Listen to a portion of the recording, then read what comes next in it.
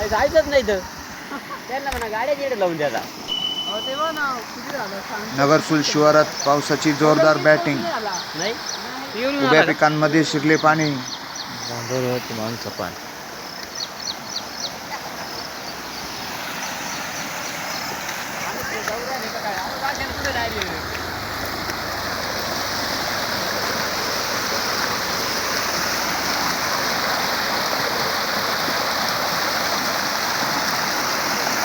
अहो एक तास चांड निघून जाते आता फुल बांधारा झाला.